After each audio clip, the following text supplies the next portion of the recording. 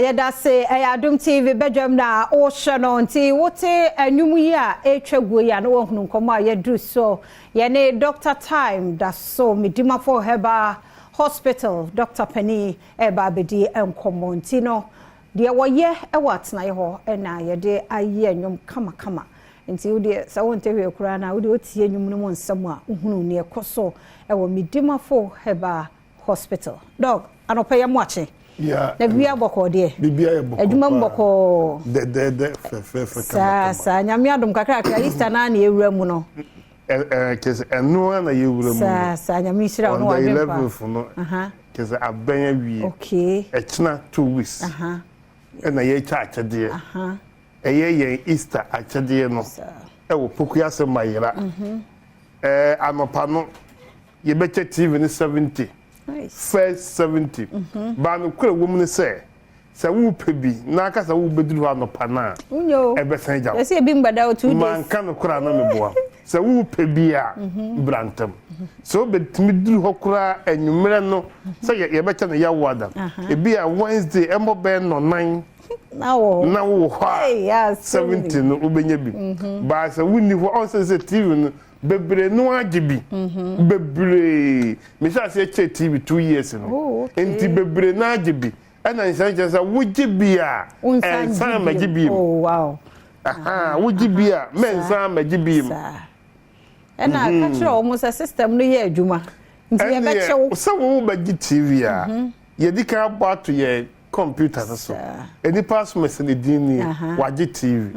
bebre ba ama ye reject mu da Oduwumla na TV no ye boy ye be hu se wagibi da ye mfa mam enti wo de ungibi da obetumi aba abeje bi nipa 70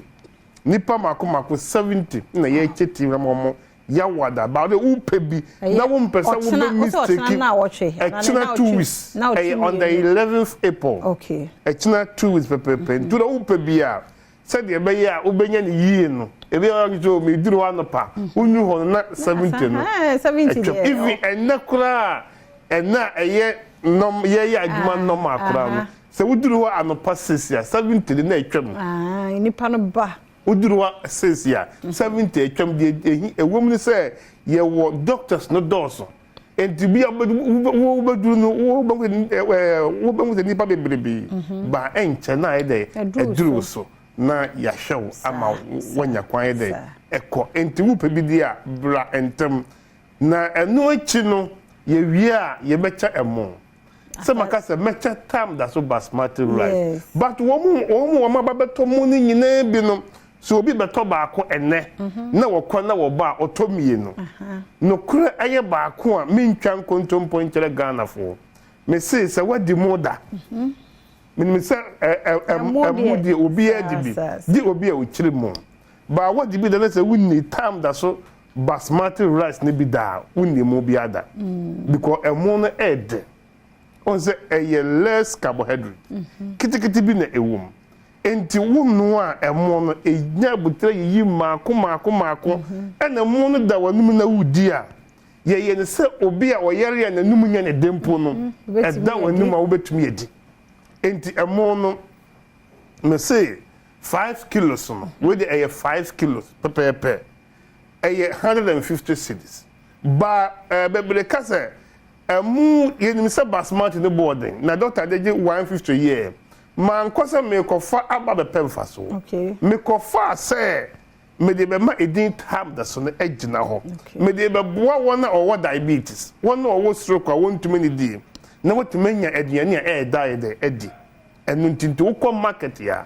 opa o de wunim hwe no ko wo Google Play Store na basmati rice price in Ghana and now de wo Ghana wi akobo US kobo UK kobo country bi opa na check even India hokora na omo ye no opa akobo no India ho na obehu say price e saying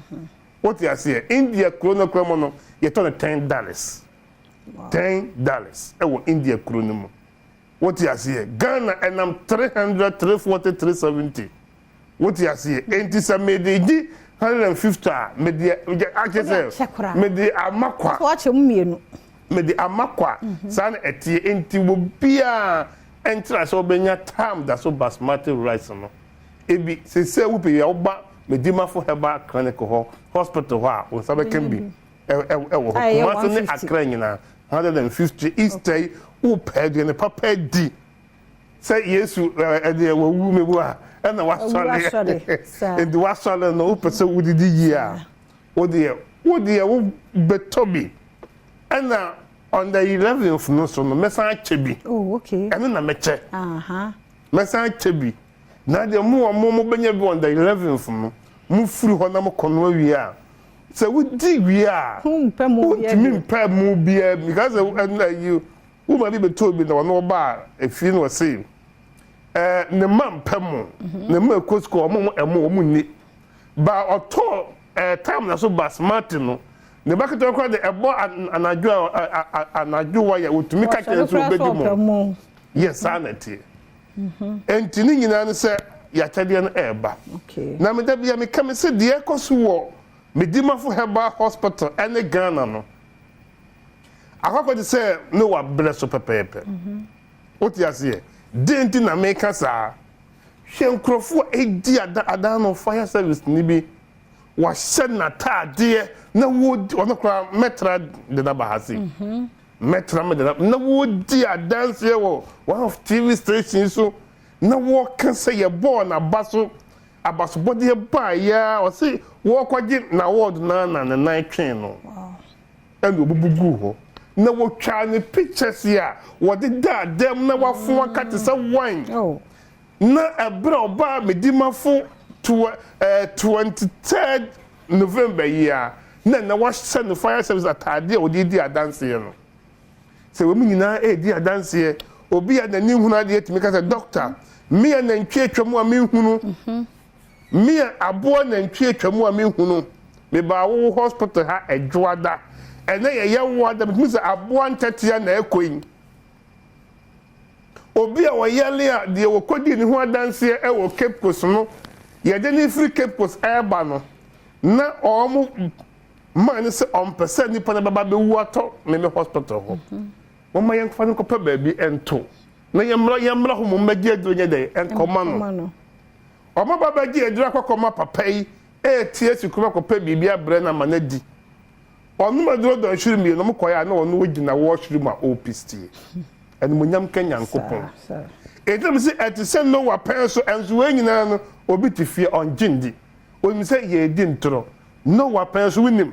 abo achichidia waso na yire nsade ne kwakọ wura apam adakam na nipa to wo se eyede na dasam what you say na nipa wo boa eye na dasam na ntwie ekọ ne ma esa so kwakọ wura apam adakam enkrofo di adanse nyina so time das wo boa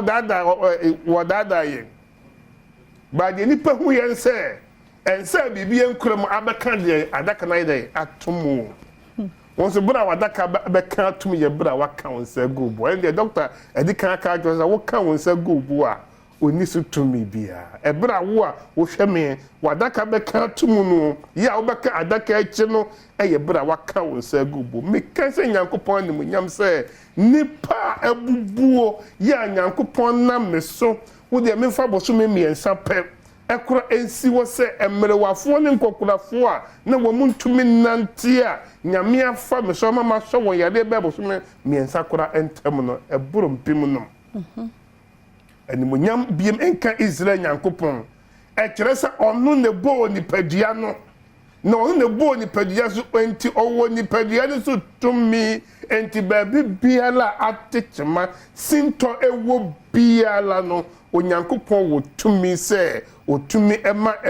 baby atechema no eyeye ene nyankopon no ankasa so omma mesaw yale ewo enikan so dan da o de fa na koa so etoda bitibisem se na me kora urade adai eba no se na tumi wei wode ba atefo asase so na eyeme edugyanfi na wode share mensa na me masa tenase adwene hu se ampa se nyankopon de tumi hye nipa nsa wo man nani kɔ atifin apueye anafo atoye ni wahwe nipa obre ne ho ase nipa osuro onu nyankopon nipa yale hu hia ni chensika no wode tumi asenensa enti enye nwanwa se tumi we ebese mensa kina me say the ene enka yade a ebo ehiafo a ese wo owuo no medimafo nti obi nkura bi me kasa na no man bi obi a oyale a ontumi nante onu nko ana enam na obo ye card mpo 40 cedis onyas oni 40 cedis ode kwakwaje card na nipa okura o mo na wotele do kura ebeye den na watimi anu fi se do kura se wudidi ansa na wanom me man kwakwaje card koye ne lab emma na duro tua na duro hoka esan ma ni sika se onfanto ne botom no onfanto aduane eni dey me come say ayaresa ekoso wo Medimafo Herbal Hospital Microphone tiasia no Bible say shirade mobro hufo won wo behu wo mobo se Medimafo daso ntino yehu ayalefo mobo entina obi efa pomama Medimafo emfa nkofi anopai wo awaje adwana wo hwe Adom TV bia me kantos ena me kasa wie ya me kwakotena se me kasa wie ya me kwakotena se wo a wo de poma eba me gina ewurade edi mo ka kiro se onfa poma no nkofi wo a wo te hwe mu ba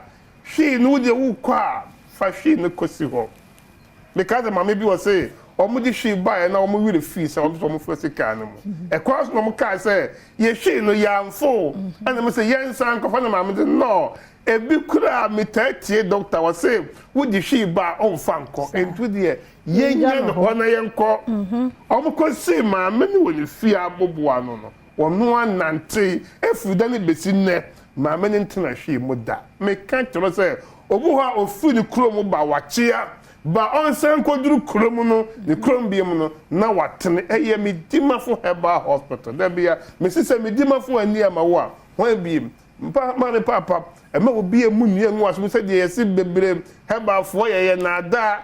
bia me kem se wo de brabe so me hwe nansa brabe so me hwe nansa wo de 3 days wo de be so me hwe nansa pe na me se ampa wo nyankopon de tumi ahye nipa nsa ampa because da bia me kem se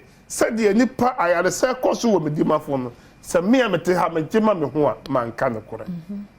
because of say niema ekoso wono so the bandi party bia mu dia enye yie na ba say ne de kra obi wo United States hwe de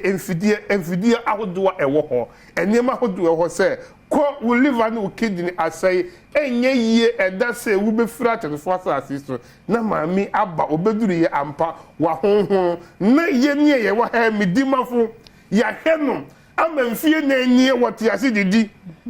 me kancho se die emfidia kan no ye wonyame bia osesa no fi se enebre na nka Job tiase a emfidie ba reject se Job bia do die enye yie bi nkowu ba emfidie reject wa eni onyankopon wosoro no on reject on no bo wo anopa me kancho se yare na abo na yesi wo bewu no ma me papa me na umuda ubetna se bra Medimafo Herbal Hospital anopa wo be be kan fie bebre because ma ayi baba ma so o ne ma me de kren wo ba bia ni government hospital se na bosumi me no ntono o de ma me ne ba ha e hono e kom fie me ensanie ma me ne enyi no okọ na afu me see ye reject wo na nyankopon reject wo na ye wo Medimafo bia wa ba o my ganem na say ye Kumasi ebu akọ agogo Kumasi enkran ye pokuase mayira enne me kwa akotena na me the time ato yalefo yale yeso ampa ye ebedwa ewo enne pokuase mayira efi se me se de do tie ni bibi aka wo nwemfo nsam no yale biala ni bibi aka ewo bra Dr. Tam da so na dwumefo atena si wo pokuase mayira ye de Tam eto yalefo yale yeso be piem na be hwe wani so ade enne yale na odi ban enkofie da me sisi me chika sa me kotodwe me koda me ntumi na me wedie mo hihime me na se atata wanya ka akwanhia wo na mu abu wo nsam abu wo sisi no eye ntetia case diabetes no eye ntetia case pressure no entetia case sisi na achia no me se entetia case yare kro bi ho a katwaniti case efiso bi si koko simito me kwada mentumi na eno me ka cho se koko na etia wo to no ana enye wo ba Medimafo Herbal Hospital ana jo ba akopa wo akoda no eduro no fa mi kan ba bia koko no efifile wo no wo na onti wani no na ekoya na tetede se katwaniti wo katati ye wo die wo se ma hwehwe wo na on katwaniti no na koko na etia ho no eni ho biem enu ne onyankopon tumi a wodi ahye Dr. Tam da tunsa said was say munni dua na banfo ha bansa yale no saa ni nyina ho tumi no ba mo obi na da o say edua we esa we say entimi kogre makwa akotibi ubewu because edua yente ne kwa metaka saa asamu bo TV so na obi kire na kofa we me say sa wona nampo wa aduro na won se wona na tie aduro we yalefo bi aba wo tibi pusa de kano ne hoye ne den na wa nhira so ama wo ya enye yie enti sa oba ade to me no owo nipa wo de senensa o man mu de wo de asha Dr. Tam da so ensa entina Dr. Timothy Tam o kan mami nansa wo ya de beko nansa ne ko enenan ebeko enenan ne ko wo de ye don hwere miensa ebeko don hwere miensa na eko efisem ye wo dimafo bi owo soro a ono de yale nyina to me asa Dr. Tam da so say gese de wo de wo sie no epe na ontumi anopa me kwakotena na matwen oyalefo bi a wo hwe me anopai ma woni nyina ho nsepo efisem bi anyame na Travel TV no to Adom TV na tie Dr. Tam da so enkafiso ono pe na wo kasa kire yare ema ni efiri wo efiso beduru Medimafo Herbal Hospital yare bia ye ntatia case wo beduru wo no wo yare a wo de ba wusuo no yare fo na wo beto se kawano tum mimi bakra na me de chew ena mini enti hade wo beduru pe na wunya akonya ko hu doctor bia betro na nim bia no nyankuka yense onfa Tam ento wo yale so yeah da senti Medimafo Herbal Hospital numbers no na wo screen no ase no 0244774282 0244774282 ena de aka no so egodo fa no 0500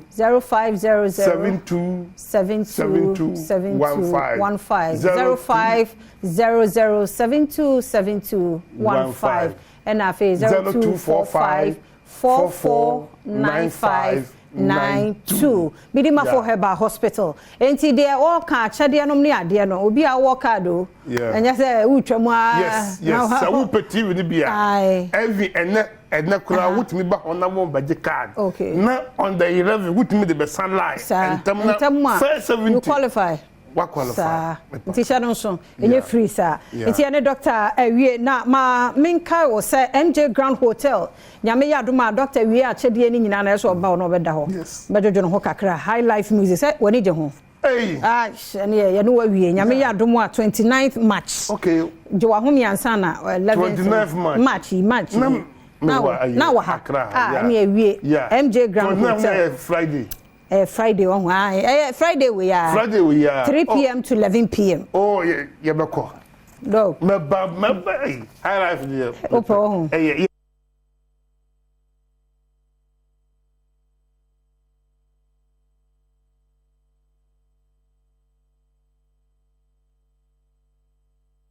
come on local continental wonderful look at it fine what do you be saying kokonida omo kontomre papa ni bi de ma apomde de bia ye ka ho asam de bi no enya asam ketua the doctor confirm how ne say the MJ Grand Hotel nyame yadoma fear the year 29th open high life music papa there 3 p.m. to 11 na ne ugina ho na wo mo besa ye Easter branch we are kokodi di ho 12 noon to 4 p.m. and no 31st no the doctor betimi ato no so aka ho nshira no do so a dog do ani na enyewie ma ho nti MJ Grand Hotel East Lagos na ho and wo internet no so ye adwuma wotu kwan ba wo do be call de waba sa no wo eye no ho Fred ye maka nyina achi wo penchiremu bi a 0531020238 0531020238 and 054012 1836 050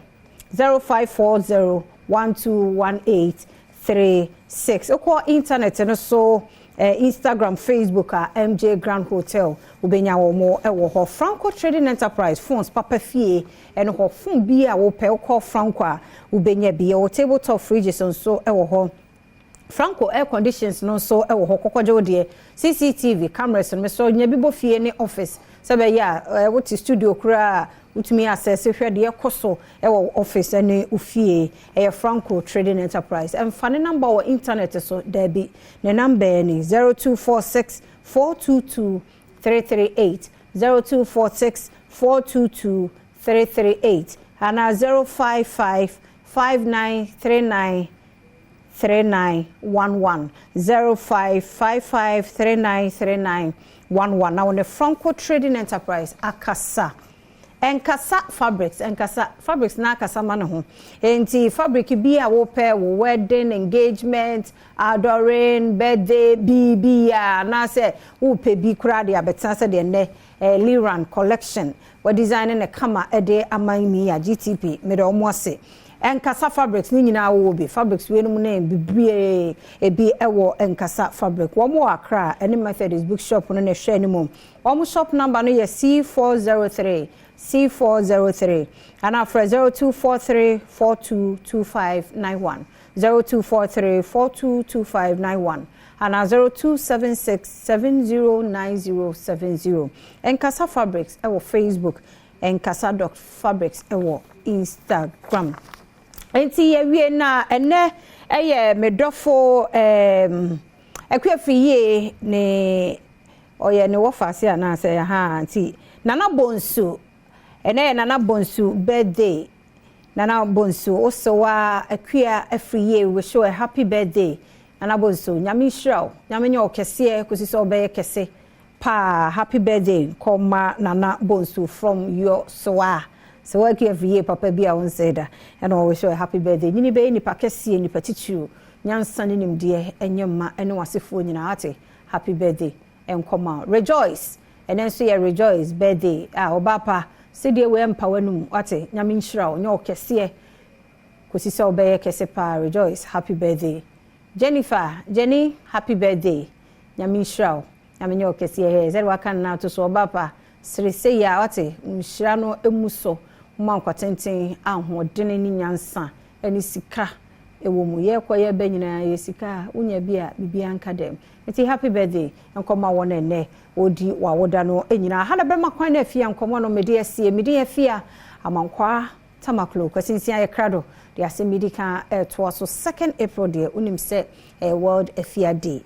enti Dr. Ate Hana Meka me birthday. Okay. It does all the make call MJ Grand April. Tuesday, what do you name date too much? We are too much. And yeah, me do be call MJ Grand. What do you call? Oh, how you come? Sharp. How you come up? Sharp. So maybe a doctor say what that day. Yeah, how you come? Yeah. Me say fe bi ani actually. Bi ani ho. Sharp. Yeah. Enti adi si akwasinsia aye krado. Yeah, that's it.